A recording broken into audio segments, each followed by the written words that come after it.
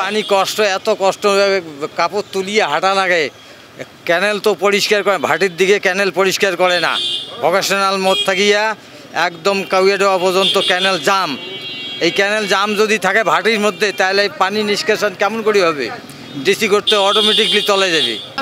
প্রশাসন অফিসের সামনে পানি জমার একটা উদ্দেশ্য হচ্ছে যে ভোকেশনালের ওখানে যে ড্রেনটা আছে, ড্রেনের মাটিগুলো পরিষ্কার করা হয় না, বিধায় পানি নামতে পারে না। বিধায় এই জায়গাগুলোতে অফিস আদালতের সামনে পানি প্রচুর পরিমাণে জমে আছে, যেটা মনে করেন যে মানুষের অফিস আদালতে ঢোকার জন্য ব্যাঘাত ঘটতেছে।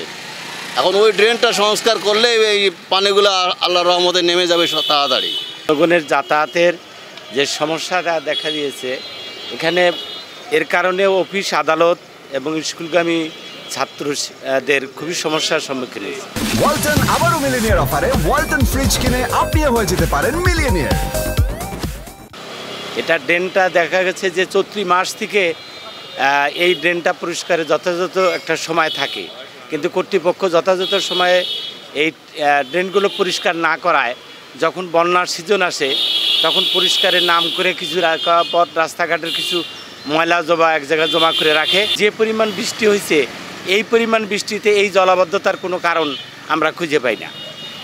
এই পরিমাণ বৃষ্টিতে এই পরিমাণ জলাবদ্ধতা, তাহলে নিষ্কাশন ব্যবস্থা একবারে জিরোতে পৌঁছে গেছে। পৌরসভা ড্রেনেজ ব্যবস্থাটা এখন পর্যন্ত ঠিক হয়নি।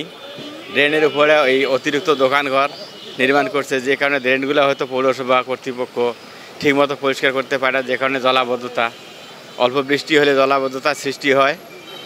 এ বিষয়ে যেহেতু পৌর মেয়র নাই, পৌর মেয়রের দায়িত্বে যিনি আছেন তিনি হয়তো সুদৃষ্টি দেবেন এবং অতি তাড়াতাড়ি জলাবদ্ধতা নিরসনের ব্যবস্থা গ্রহণ করবেন।